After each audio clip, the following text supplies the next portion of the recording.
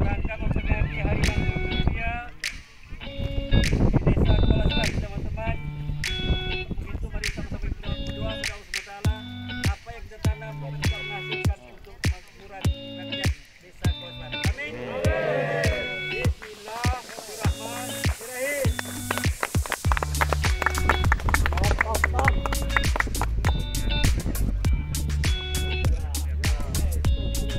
Assalamualaikum warahmatullahi wabarakatuh. Salam pers mahasiswa. Baik, hari ini Selasa tanggal 25 Juli tahun 2023. Dapat lihat di belakang saya, inilah proses ataupun detik-detik persiapan keberangkatan menuju Desa Kuala Selat, Kecamatan Keteman, Indragiri Hilir.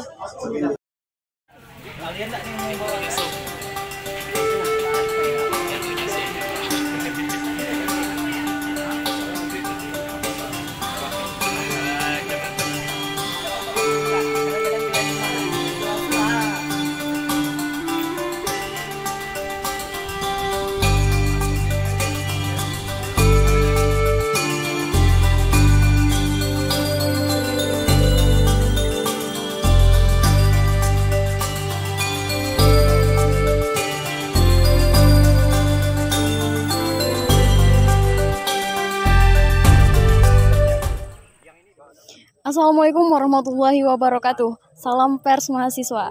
Baik, hari ini tanggal 26 Juli 2023, tepatnya pada hari Rabu, pukul 8:35. Saat ini kita sedang berada di lokasi penanaman mangrove yang akan nantinya dilaksanakan peringatan Hari Mangrove Sedunia. Nah, inilah dia lahan yang terkena dampak dari intrusi air laut. Dapat dilihat di sini banyak tanah-tanah yang kehilangan keseimbangannya, sehingga pada hari ini nantinya akan kembali kita laksanakan reboisasi penanaman mangrove agar alam kita tetap terjaga.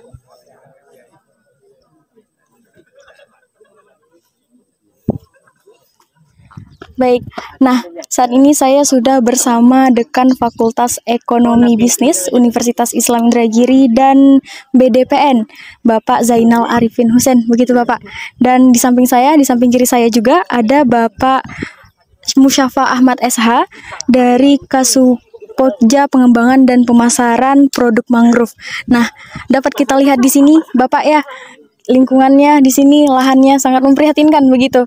Nah, mungkin kita tanya dari Pak Dekan dulu nih, mengenai gimana pendapat Bapak melihat kondisi lahan masyarakat, lahan rakyat Inhil saat ini, Pak?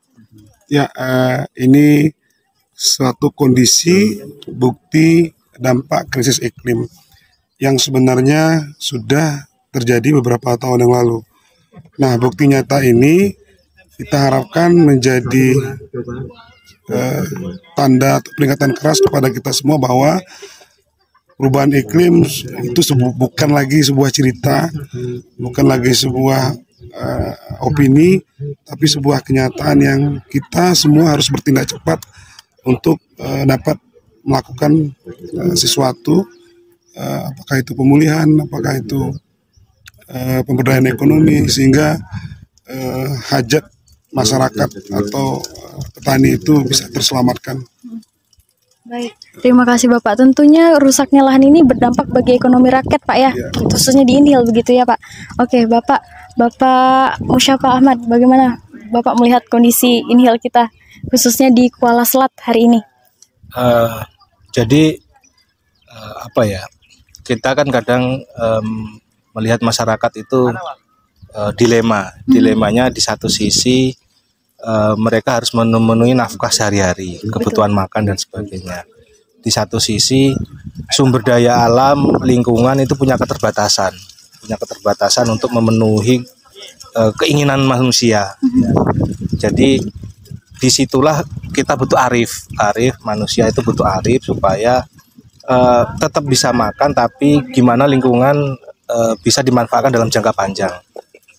Ketika masyarakat tidak bisa berdiri pada posisi yang seimbang tersebut, kejadian seperti ini yang terjadi, di mana tidak memperhatikan keberlanjutan, sehingga anak cucu ini pasti sudah nggak bisa. Ya, betul, ya, kasus ini. Jadi sementara kita hidup tuh bukan hanya generasi saja kita, gitu ya, generasi betul. kita, generasinya mbak-mbak sekalian, generasi adik-adik kita, generasi anak-anak kita itu juga butuh hidup, butuh diwarisi lahan yang sehat, subur. Disitulah butuh upaya kita untuk mengendalikan, menyeimbangkan. Dan dari kejadian ini mudah-mudahan menjadi pembelajaran bagi masyarakat bahwa ada zona-zona yang harus dilindungi supaya tanah kita selamat bisa diwariskan anak cucu. Nah, karena ini sudah terlanjur rusak seperti ini, tentunya harus ada segera upaya supaya tidak semakin meluas, upaya rehabilitasi. PRG akan mencoba dengan dana yang ada untuk membantu itu. Tapi untuk saat ini kami masih dalam proses perencanaan anggaran. Tapi kalau perencanaan sudah, perencanaan untuk teknisnya ya, tim untuk merencanakan di wilayah sini sudah turun.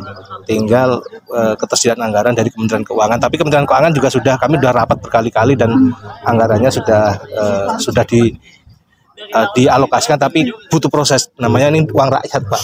Ya, ini kan uang pajak dan uang rakyat. Jadi memakainya tidak boleh asal-asalan. Jadi butuh kesepakatan para pihak karena rakyat pada dasarnya semua rakyat berhak mendapatkan perhatian dari negara, tapi karena keterbatasan maka skala prioritas dan ini sudah menjadi mudah-mudahan sudah menjadi prioritas bagi pemerintah. Mungkin itu.